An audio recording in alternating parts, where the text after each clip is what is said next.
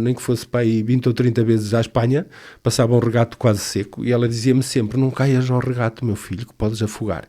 Então, a chegar ao regato, para mim, aquilo era uma aventura enorme. E quando eu punha o primeiro pé do lado da Galiza, eu sentia que estava a fazer uma viagem enorme, porque não estava no meu país. E aquilo é em frente. Este podcast é gravado no MAC Espaço Cowork, um local de trabalho partilhado em Ponte de Lima, onde a criatividade e colaboração acontecem todos os dias.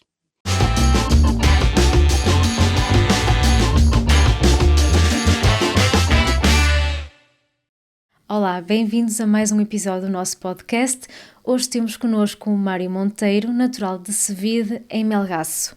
O Mário, além de ser enfermeiro, tem uma grande paixão e é um grande promotor do território, não é? Mário, antes de mais, muito bem-vindo ao nosso podcast e muito obrigada por ter aceito o nosso convite. Muito obrigado. Não se admira, às vezes os meus olhos brilham um bocadinho, porque tenho um lado sentimental que eu nunca deixo de expressar e são emoções que mexem comigo. Aquela aldeia mexe muito comigo, não posso esconder isso. E por isso quero agradecer ao Dominho TV pelo convite que me foi endereçado e espero falar um bocadinho que vá de encontro aos objetivos de vocês e promover mais um bocadinho o território. Vamos falar sobre isso. Eu queria começar por abordar, então, a sua ligação com esta terra. Portanto, o Mário é natural de Sevide, sempre sentiu como é que começou esta ligação com Sevide? Como é que começou? Começou há muitos anos. Em termos de toda a minha infância foi em Sevide, até que saí para ir tirar o meu curso de enfermagem. E tive sempre uma ligação muito forte a esta aldeia. Primeiro é a minha terra natal. E depois vi Sevide, que era, para mim, Sevide foi sempre um poema, foi sempre um sítio de aventuras, apesar de ser pequeno em território, a grande emoções. Ainda vivi o tempo do contrabando, eu próprio ainda fiz contrabando. E essas memórias ainda estão dentro de mim e são memórias que eu não quero que se esqueçam para passar principalmente às gerações vindouras e, no fundo, também cada vez que as pessoas vão lá para perceberem o significado de fronteira, do que é o território e do que significam as fronteiras. A minha ligação à aldeia é engraçado, sabe, porque tudo isso se deve principalmente, no meu entender, a um homem que já partiu, que era o meu pai, e quando essas coisas acontecem, faz com que os sentimentos sejam mais fortes e que não nos conseguimos desapegar daquilo. Porque eu às vezes não sei se sou mais feliz concebido ou menos, não sei, às vezes dá-me tristeza porque é um território abandonado. Mas o meu pai aqui, antes de partir, ele teve um carcinoma do colo e antes de partir quis acabar os últimos dias a Sevide, e assim foi. Teve sensivelmente 4, 5 dias com a minha mãe e um dia, pelas 5 horas da manhã, a minha mãe liga-me desesperada e que não aguentava o meu pai com as dores. Eu fui ao serviço, peguei morfinas, petidinas e senti um desespero grande porque ouvi o meu pai a gritar e saí daqui de Ponte de Lima, fui para o Melgaço e quando cheguei lá acabei por puncionei-o, administrei-lhe as drogas lentamente, não é? Porque às vezes as pessoas também não pensam que aquilo, quando às vezes, agora deixo isto também, porque às vezes vem alguém no hospital a sofrer e pensam que nós temos uma varinha de condão, que é só chegar ali e tiramos as dores de um momento para o outro. Isso não acontece, tem que levar o seu tempo. E enquanto eu esperava, a única alternativa que vi o meu pai a ranger os dentes, com o sofrimento, e deitei-me ao lado dele na cama. E agora disse-lhe, papá, eu ainda vou pintar os muros desta propriedade de branco, que era o sítio que ele mais amava. E de repente o meu pai olhou para o vazio, sorriu e a dor foi embora. É quase como uma promessa. Uma promessa que eu fiz a um homem em vida e tento dar o meu melhor, por isso é que eu não desisto. Muita resiliência e isso... Você agora tocou numa coisa muito pessoal minha que... Estou a dizer, e já disse a outras pessoas, às vezes em termos de conversa, mas é a primeira vez que estou a dizer assim em público, porque é uma coisa muito minha, mas são coisas que não podemos guardar só para nós e assim as pessoas já percebem um bocadinho porque é que o Mário de Sevide está tão ligado à terra. Em primeiro lugar, lamento muito pela sua perda. Portanto, o Mário também está a fazer isto em honra de alguém que é muito querido para si, não é? Sim, sim. Eles já partiram os dois. A minha mãe também era contrabandista, uma mulher de garra. Vi todo o esforço e tudo, mas sempre aquele amor pela terra. E eles foram muito felizes naquela terra. Essa questão do contrabando é algo que está faz muito parte dessa região de Melgaço, não é? Como é que foi viver isso? É assim, o povo raiano, não é? Nós vivíamos do contrabando e da imigração clandestina e essa era a nossa fonte de riqueza. Melgaço, por exemplo, tinha 20 e tal cafés na altura, quando eu estudava no liceu. Tinha as dependências todas dos bancos, muita juventude. Tinha só 3 discotecas. Depois tínhamos a vizinha Galiza, o mesmo, muito movimento. Depois no verão o rio enchia-se de gente. Vinham as netas das pessoas que viviam tanto de um lado como do outro, e os netos, passar férias com os avós. E essas memórias ficaram muito presentes em mim, até que um dia tudo partiu. E ao mesmo tempo que as pessoas partiram, os sítios ficaram abandonados. E essas memórias é o que me mantém também vivo, ou seja, as pessoas, muito pé descalço passou lá em Sebido, muitos para procurar uma sorte melhor, outros quizás para fugir à morte. E visitar Sebido também é visitar um museu ao vivo, é relembrar essas histórias, e por isso é que as pessoas já associam muito o Mário a Sebido, porque é um contador de histórias. Lá praticamente é uma aldeia abandonada, quase já não vive lá pessoas, e então eu costumo dizer, então de brincadeira, quando eu estou lá acabo por ser o padre, o enfermeiro, o guia turístico, o tasqueiro, faço tudo o guia turístico, faço tudo um bocadinho. E conto essas histórias do contrabando e as pessoas gostam de as ouvir, ficam atentas. Então as pessoas já dizem, foste a Sebido, estiveste com o Mário de Sebido, não, então não foste, passaste em Sebido. O que me engrandece e agradeço a todos esse carinho que expressam, porque são eles a minha força. Se não estou em erro, a estátua que lá está é... A homenagem ao contrabandista? Sim, não é? Desculpe interrompê-lo. Sim. Foi a minha amiga, a Madalena Lima, que é escultora, é uma mulher dos 7 ofícios, é uma pessoa que tem muita personalidade, é muito criativa, e quando fizeram as obras em Sebido, os passadiços e os arruamentos, para dar alguma vida a Sebido, ela tinha feito essa estátua de contrabandista e estava, salvo erro, guardada nos taleiros de Melgaço. Ela contactou-me e disse-me que gostava muito que a estátua ficasse em Sebido, claro, sempre em sintonia com o Sr. Presidente da Câmara, e assim foi. Escolhemos o sítio e ficou mesmo no sítio que ela merecia e é das estátuas mais visitadas. A título de pormenor, representa o avô dela, que foi guarda fiscal, tinha sido guarda fiscal, desculpem, e, entretanto, como os guardas fiscais se deslocavam para sítios longínquos, ele não quis deixar a família e, numa noite de contrabando, foi assassinado por um guarda fiscal. Esse segredo foi guardado durante muitos anos, mas, como tudo, como a verdade vem sempre ao de cima, é como o azeite, mais tarde contaram, havia mais 2 homens com ele, e então ele faleceu com 30 e tal anos, mas ao ver a estátua, é a estátua de um idoso. Porquê? Porque é o avô da Madalena Lima, mas é uma homenagem a todos nós, inclusive a mim, aos contrabandistas e às contrabandistas, porque, se me permite pormenor, nós falámos muito na parte masculina, mas as mulheres foram grandes protagonistas no tempo do contrabando, porque delas pouco ou nada se desconfiava e com as suas saias largas aproveitavam para levar. Não era? Levavam o petate. E foram elas, por exemplo, há um artigo no Público sobre mulheres ainda de memórias vivas, algumas já partiram, em que retrata bem as mulheres de armas que tudo faziam no fundo, para sustentar a família, sempre um contrabando de sobrevivência. E isso é uma homenagem também às mulheres, não é só aos homens e às mulheres da raia. Além da estátua, também tem aquele símbolo no chão que também teve o seu envolvimento, não é? Correto. Eu tinha falado com um amigo, expus-lhe um bocadinho a ideia, claro que não fui muito consultado nas obras, aquilo foi o município que fez depois de toda a promoção que eu fiz de Sebido. Foi uma promessa que foi feita pelo antigo presidente Dom Manuel Batista e cumpriu. disse-me, antes do último mandato dele, disse: Mário, estou-te a ligar para te dizer que vão iniciar as obras em Sevido. Eu na altura até disse: Presidente, isto não lhe dá botes. Ele disse: não, fiz essa promessa, e assim foi. Na altura falei com um amigo sobre o que estava a acontecer, e ele falou-me que um símbolo ficava bem, que era nomeadamente em Madrid, por causa das estradas radiais, e assim foi, surgiu. Falei com a Madalena e ficou um pequeno símbolo no chão que assinala o Aqui Começa Portugal, e também tem, se virem, há uns pequenos quadradozinhos à volta que simbolizam todas as freguesias de Melgaço. É uma homenagem ao norte, ao sítio onde começa Portugal, Melgaço, e a todas as freguesias. Muito bem. O Mário, além disso, passou vários anos então a lutar pela visibilidade deste local. Sente que há agora uma mudança, que as pessoas vêm de longe de propósito para conhecer Sevido?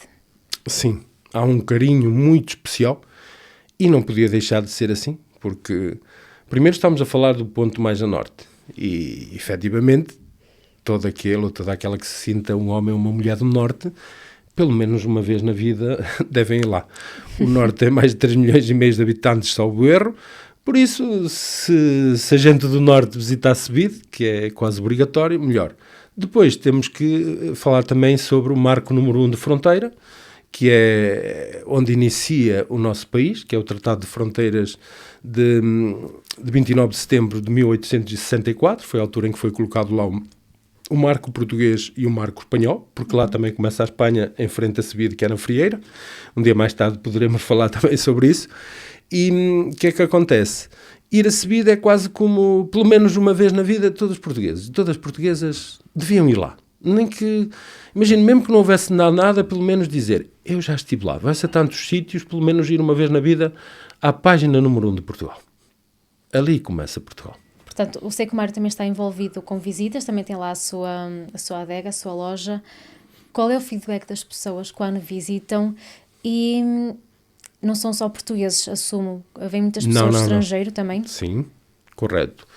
Há um livro que eu tenho de registros das pessoas que visitam a minha adega, e efetivamente tenho de muitas nacionalidades. Agora, as pessoas que mais nos visitam são os portugueses e os espanhóis, depois os brasileiros, porque o brasileiro gosta de ir a todos os cantinhos, na verdade seja dita. O português há um carinho grande, e a título de curiosidade, os melhores turistas que eu tenho, primeiro são os portugueses, nestas zonas de baixa densidade, porque o português vai e leva sempre alguma coisa, fiz-me entender, compra sempre, nem que seja só uma garrafa de vinho, acaba por levar. As pessoas que vêm, há muito aquela de hoje em dia, estamos aqui, amanhã daqui a um bocado já estamos a tomar café em Paris, e há aquela de viajar, mas depois para estes territórios, aquilo que eu sinto, não é? No que me toca, é um turismo que possivelmente só é alavancado com as casas de turismo rural. Agora, em termos de nós conseguirmos exportar o que se produz, é o turista português e depois o espanhol e seguidamente o brasileiro e outros, mas o português para mim vale ouro. O que é que as pessoas acham quando visitam? Houve alguma pessoa assim mais memorável que lhe tenha deixado uma mensagem mais querida, por assim dizer? Essa é a parte gira de Sevido. Já conheci lá pessoas que eu nunca pensei vir a conhecer. Um deles foi o Fernando Alves da TSF, o senhor rádio. Fez questão de fazer um programa em direto desde Sevido. Foi muito bom conhecê-lo, falar com ele. Pessoas com outra visão. E uma pessoa que eu adorei conhecer foi o cineasta, o Lionel Vieira. Adorei estar com ele lá. E depois, o engraçado disto, outras pessoas, como a ex-ministra da Coesão Territorial, a doutora Ana Abrunhosa, e entre outras pessoas. E o que é que acontece? Sabe, mesmo todas as pessoas que vão, para mim, têm o mesmo significado, não é? Mas a título daquelas pessoas que nos marcaram, porque, por exemplo, o general Marco Serronha, mas é engraçado porque é uma terra que eu tenho que dizer publicamente que, efetivamente, é um território abandonado. Eu, às vezes, as pessoas, quando me pedem para ir lá, eu acabo por mostrar Melgaço e acabo de deixar às vezes, agora já não acontece tanto, mas deixava Sebide para o final. E sabe, no final da visita a Sebide as pessoas diziam: Mário, a parte mais bonita você deixou para o fim, agora já o dia está a ir embora, fez-me entender. Por isso eu vejo esse potencial e essa riqueza.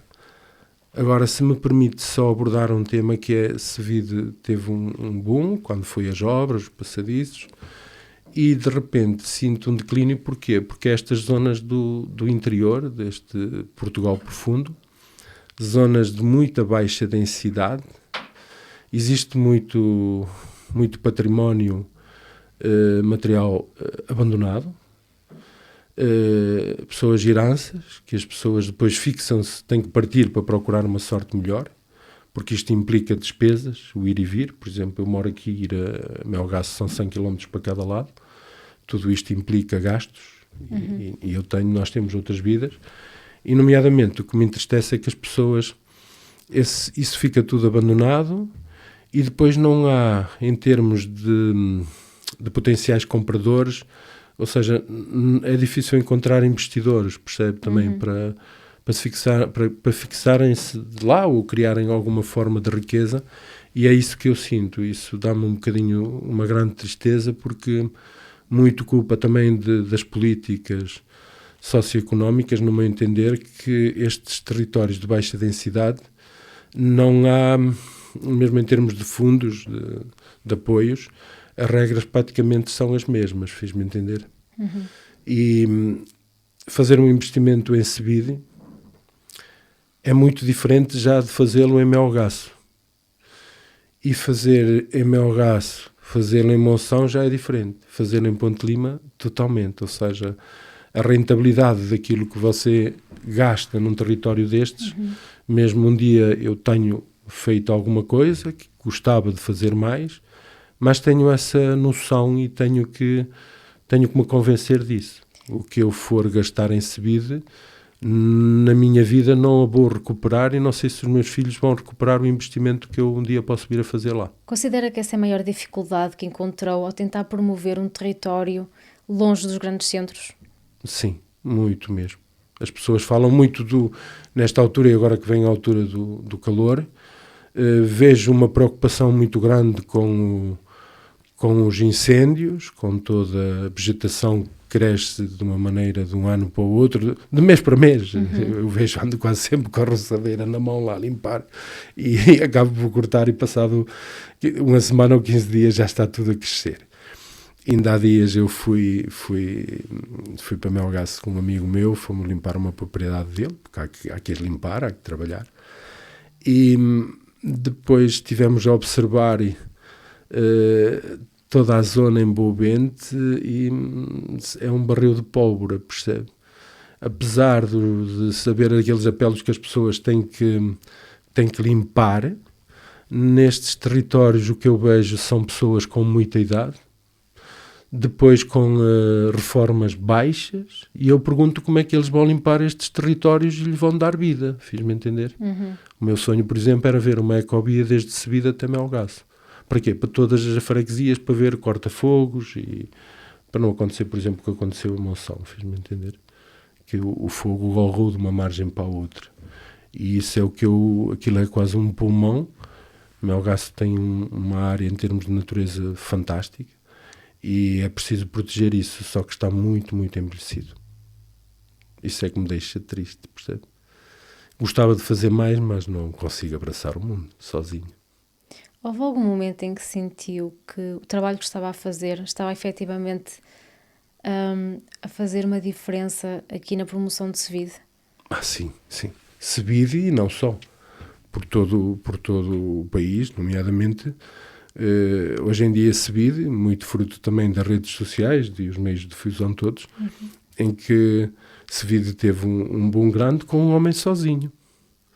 Só que me sinto muito sozinho, fiz-me entender, ou por ter registado a marca Aqui Começa Portugal, e ter criado em parceria com o soalheiro, estar-me a adiantar, criar um vinho, que é isso que me ajuda, é uma coisa muito simbólica, né? 1000 garrafas de vinho são produzidas por ano, é uma coisa muito minimalista, só está à venda em alguns restaurantes, e só é vendido lá, um preço muito, muito sugestivo. E senti efetivamente que Sebide é acarinhado no sentido, por exemplo, os motares, lá é o quilómetro zero de Portugal. Ainda aqui há 2 dias estive a falar com o Marco Neiva, que tem a Rota Norte, e era uma das coisas que eu cheguei a falar com ele, porque se falarmos na Rota Norte, nós temos que falar no ponto mais a norte. Claro. E a Rota Norte não passa em Sebide, apesar no guia dele falar em Sebide. E então ele agora ficou de fazer um trabalho de promoção, que ele, em termos dos meios de audiovisuais, é uma máquina, não é? Admiro o trabalho dele. E teve a ver o território, a ver, e em princípio vamos ver o que é que ele vai fazer lá. E são esses pequenos vídeos que fazem as pessoas que vão lá, youtubers, devo muito a essa gente, porque eles acabam de uma forma muito simpática de promover estes pequenos cantinhos, como vocês agora também, a quem eu agradeço do fundo do coração. E senti que Sebide podia ser um... Não em termos de... Porque às vezes as pessoas olham para aquilo, para Sebide, como se aquilo fosse uma fonte que fosse salvar o território. Não. Sebide é uma coisa muito pequena, muito minimalista, mesmo em termos de turismo local e tudo. É difícil, porque não é um sítio, mesmo em termos de estacionamento, é muito condicionado. Agora, pode alavancar porque as pessoas vão lá, estão lá 10 minutos, vão ao marco número 1, sentem o amor à pátria, o dizer, eu estou no início do meu país, sinto esse orgulho, aquilo que me dizia, acho que muito dificilmente vi alguém que se arrependeu de ir a Sebide de fazer tantos quilómetros, sinto que as pessoas ficam felizes por ir lá, é esse sentimento do simbolismo de Sebide, o ponto mais a norte, e isso pode ser alavancado mesmo em termos do nosso Alto Minho. Porquê? Porque para ir a Sebide temos que passar por municípios praticamente quase todos. Exatamente. É? E depois é uma questão de trabalhar em rede e cada um fazer a sua promoção, não é? Uma das coisas que eu gostava de ver, às vezes visito os postos de turismo e vejo que eles têm muita publicidade ao seu município, mas depois esquecem-se dos outros, e os outros a mesma coisa. E o turista, quando vem, quer vir, mas quer conhecer outros sítios e quer voltar. Se nós lhe falarmos sobre os outros territórios, o que é que vai acontecer? Nas próximas férias, quem sabe se nós não os temos aqui outra vez. E nós precisamos disto, todos nós, não é? Claro. Relativamente a essa questão do vinho com o soalheiro, como é que surgiu essa parceria? Foi o Mário que... Desculpa interrompê-lo. Posso só falar uma coisa que já agora aproveito também para promover o Caminho Minhoto Ribeiro, que é o Caminho de Santiago, que é um amigo meu, Castro Pérez Casal, que fez um trabalho excepcional. Foram 20 e muitos anos a promover o Caminho Minhoto Ribeiro. Neste momento já está certificado pelo Turismo Porto Norte. O que eu sinto é que os municípios, desde Braga, falando em Vila Verde, Ponte da Barca, Arcos, Monção e Melgaço, não estão a trabalhar. Foi um caminho que eles sinalizaram, limparam os percursos todos, só que não promoveram. E a promoção para mim é fundamental. E está a funcionar muito bem do lado espanhol e do lado português. Não está mal, está péssimo. E é pena porque é um trabalho de um homem que terminou num livro, foi um trabalho de pesquisa muito extenso e é pena não se estar a promover. Fica agora, já que me permitiu este momento, obrigado, não posso deixar de falar isto, dou a quem doer, mas efetivamente não é só promovermos as festas, porque o caminho, vê-se aqui em Ponte Lima, o Caminho de Santiago movimenta muita gente. E nisso eles não estão a ser audazes. Seria uma forma também de promover ainda mais o território, não é? Ok. Voltando ao vinho. Vinho. Foi uma ideia, mais uma ideia louca que eu tive, que foi a forma de proteger Sebide, porque possivelmente se não registasse a marca Aqui Começa Portugal, outras pessoas o fariam por mim. E o Mário queria ser... Queria ser a pessoa a fazer isso, não é? Não é só o ser, é porque assim a identidade de Sebide está protegida. Porque senão você imagina, chegava aqui, abria um espaço qualquer e dizia Aqui Começa Portugal, a malta começava a promover e Sebide morria. Agora, Aqui Começa Portugal é em Sebide. Em Guimarães nasceu, em Sebide começa, ok? É importante saber distinguir, não é? Uma garrafa de vinho com a parceria com o Soalheiro, a quem eu agradeço de fundo do coração porque aceitaram o meu desafio. Perguntaram-me o que é que eu desejava e assim nasceu Aqui Começa Portugal, já vou na 6ª edição. Uma coisa, como lhe disse, muito minimalista, mas para mim é muito importante porque uma simples garrafa pode mudar um território na forma de promoção. Se me permite depois apresentá-la, posso? Sim, sim. Pronto, é com a Quinta de Soalheiro. Como eu dizia, uma das 10 melhores adegas de Portugal, o que muito nos engrandece a Melgaço. Também é uma fonte de riqueza para Melgaço porque emprega muitos jovens, principalmente a trabalhar, o que acaba por fixar as famílias, é isso que Melgaço precisa. E o Aqui Começa Portugal é uma garrafa que, no fundo, quando viaja, conta uma história. Falei-lhe que precisava de um vinho, que gostava de ter um vinho alvarinho, não podia ser outro. Não podia ser outra coisa. Não podia ser outro. E assim surgiu, começámos tudo de uma simples ideia. Com claro, o marco que isto número 1, não é? É uma coisa minimalista porque é feita só por mim. O Soalheiro não vende a minha marca. Provámos vários vinhos, eu e a minha esposa. E quem escolheu o vinho foi ela. Foi a forma que eu tive de lhe agradecer toda a paciência que ela tem tido ao longo de 20 e tal anos que eu levo num projeto que é muito, muito meu e já me deu bons momentos, mas também tive alguns momentos que me fui um bocadinho abaixo. Pronto, então este vinho acaba por contar uma história, já agora vou-lhe a contar a si também e a todos que nos estão a ver. Este marco número 1 que vocês veem aqui é uma pedra, não tem nada de belo, mas é o símbolo da nação, o símbolo do início do nosso território. Do outro lado, em frente ao marco número 1 de Portugal, está o marco número 1 de Espanha e assinalam o Tratado de Fronteiras de 29 de setembro de 1864, já agora a título de, só para adiantar, não sei se é off-record, mas acho que não, vai sair uma coleção de uma série de selos, 4 selos em homenagem, vai ser lançado em setembro, no dia 29 de setembro, já agora lanço o desafio, gostava imenso que vocês estivessem presentes para marcar a data, vai depois postal para o Museu de Filatelia. E então este marco número 1, juntamente com o marco de Espanha, são mais 5.200 marcos entre Portugal e Espanha. E este marco número 1 simboliza a fronteira mais antiga da Europa e com maior estabilidade, que é a nossa, Portugal e Espanha. O que é isso? Isso é um tratado de paz e de amizade entre dois países que vivem como irmãos há muito tempo. E então, pensando nisso, surge um vinho que é um brinde à amizade.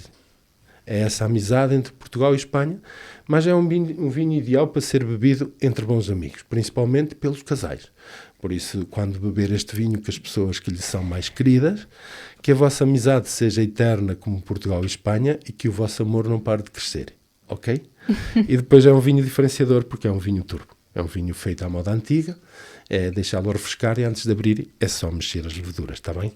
Sempre fresquinho, tá bom? E é algo diferenciador e algo também que pretendo que um dia esta garrafa acabe por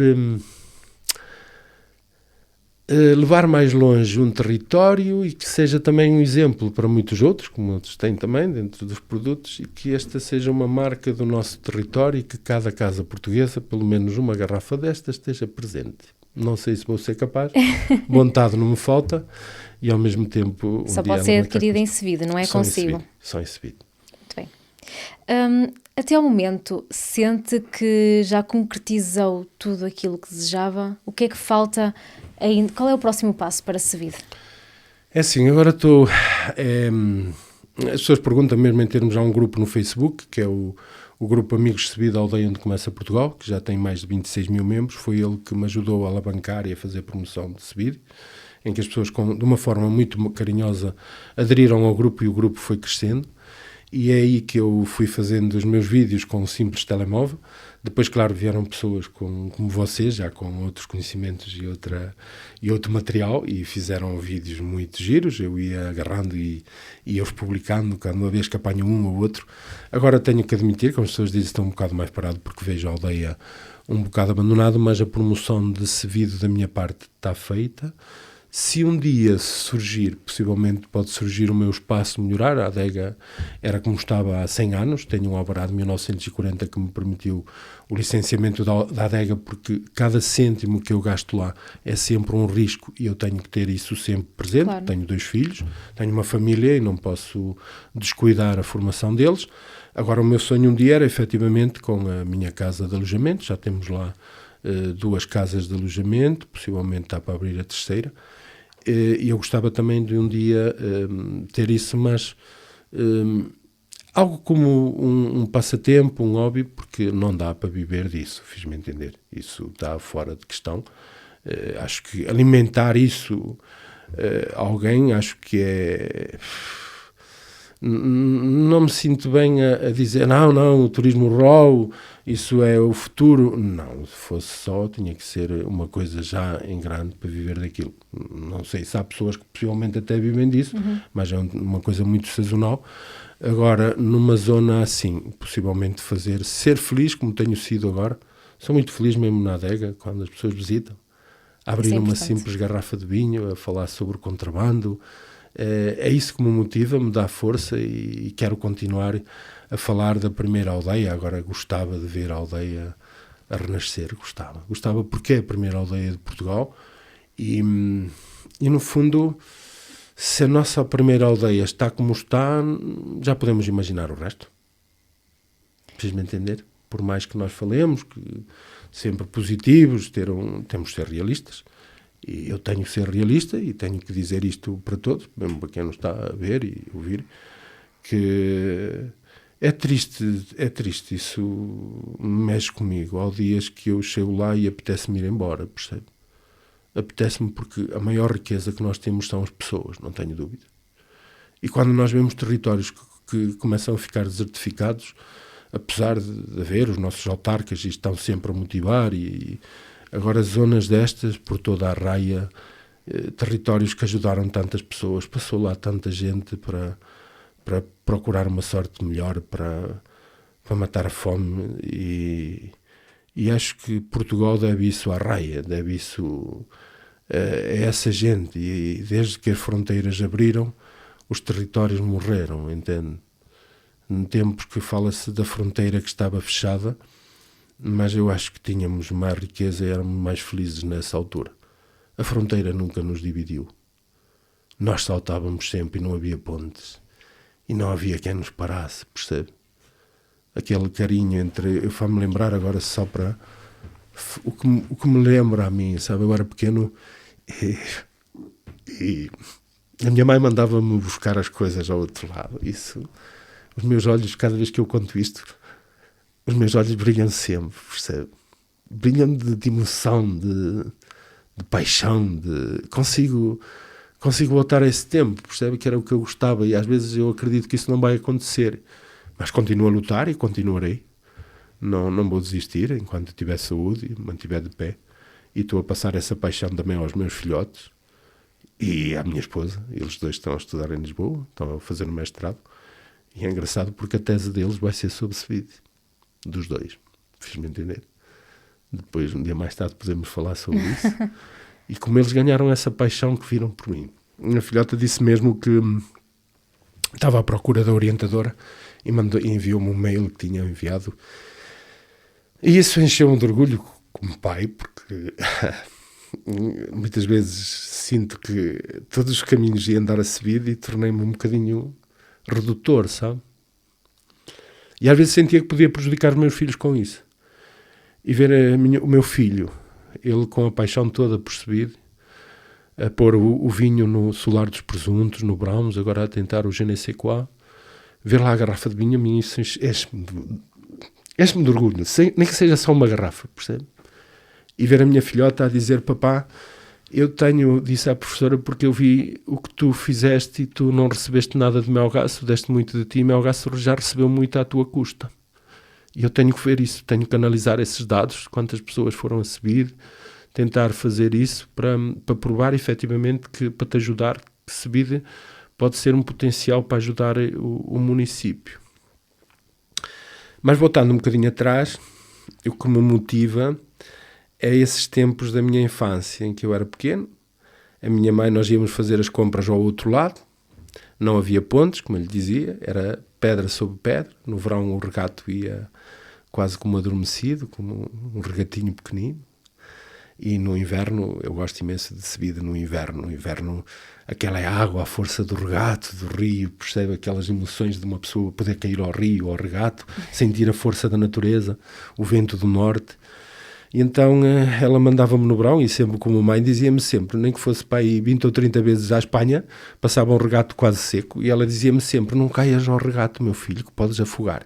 Então, ao chegar ao regato, para mim aquilo era uma aventura enorme. E quando eu punha o primeiro pé do lado da Galiza, eu sentia que estava a fazer uma viagem enorme, porque não estava no meu país, e aquilo é em frente. E então chegava ao primeiro sítio, era a Otília, comprar pão. Otília era uma senhora já, assim, de idade avançada, e eu chegava ao lado da frieira e chamava Otília, Otília, e saía a senhora com as mãos sempre no avental, sempre a roer umas côdeas de pão, e perguntava-me, que é que eres português? E eu dizia, a minha mãe, se tu tens pão. Sim, para os portugueses hai sempre pão, porque vós sois uns hambrientos, uns muertos de hambre. E eu dizia, olha, o raio da senhora, como é uns mortos de fome, como é que isto é possível? E ficava já danado, porque estava a falar mal do meu país. Entretanto, ia ao Moreno, ao Manolo. O Manolo dizia-me logo, o que é que eras? Queria, sei lá, arroz ou outra coisa qualquer. E ele virava-se e dizia-me, vós os portugueses sois uns miseráveis. E eu dizia, porquê? Não entendes nada. País grande da Espanha. Esto sim, mira, temos de todo. E depois começava sempre a vir embora para fazer o percurso contrário para ir para casa. E na altura do verão surgiam, enquanto ia descendo para o rio, via as casas e procurava principalmente as netas que vinham passar férias. E havia umas netas lá que eram as netas do seu Virgílio. E então, claro, eram mais velhas que eu, mas uma pessoa sempre esticava-se um bocadinho mais, não é? Porque mesmo se elas se olhassem para mim, uma pessoa já ficava feliz. E então, sobretudo daquele que namorava no verão com as netas do Virgílio. Pronto, o tempo foi passando. Entretanto, como lhe disse, eu saio para ir tirar o meu curso. Quando regresso a Sebide, um dia a minha mãe diz-me, sabes quem morreu? Morreu a Otília. E senti tristeza, percebe? Porque eu gostava dela. Ela metia-se comigo, mas a relação entre nós era fantástica com os meus pais. Entretanto, outro dia outra altura regresso de férias a Sebide, e a minha mãe diz-me, sabes quem morreu? Morreu o Virgílio. Ou seja, as netas já não veem mais uma casa que se fecha. Entendem? E este Sebide foi morrendo aos pouquinhos.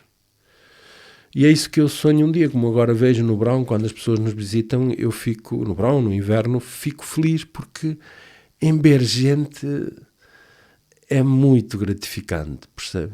Eu cheguei a ir a Sebide há 20 e tal anos atrás, quando ficou abandonado, em que eu chegava lá uma sexta-feira à noite, parava o carro, vinha-me embora ao domingo. É triste dizer isto, mas praticamente nem os cães via, me entende?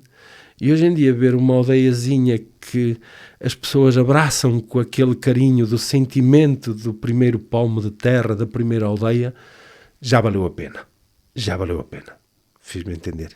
Nem que fosse meia dúzia, já me sinto feliz. O meu trabalho está feito. Agora, se o município e o Alto Minho, o Turismo Porto Norte, quiserem fazer de Sebide algo especial, que o façam. Agora também muitas vezes não dá para mais. Porquê? Porque às vezes aparece alguém que quer comprar um terreno ou qualquer coisa e as pessoas pensam que há lá um manancial de riqueza e isso acaba por prejudicar-nos a todos, como noutras terras, fiz-me entender. E às vezes as pessoas caem no disparate e então as coisas voltam outra vez. Sebide está um bocadinho assim. Neste momento está muito abandonado. A vegetação está a crescer de uma forma desenfreada e isso acaba por dar a imagem de abandono. E isso não é bom, mas pronto, é o que temos. É o que temos. Muito bem, Mário. É notável o carinho e a paixão que tem por esta terra. Chegamos ao fim da nossa conversa. Agradeço mais uma vez a sua participação aqui. Espero que tenha gostado e desejo-lhe uma continuação de boa sorte para continuar a elevar ainda mais a imagem de Sebide. Obrigadíssimo. muito obrigado pelo vosso convite, de fundo do coração. Obrigada. Até um dia. Obrigada.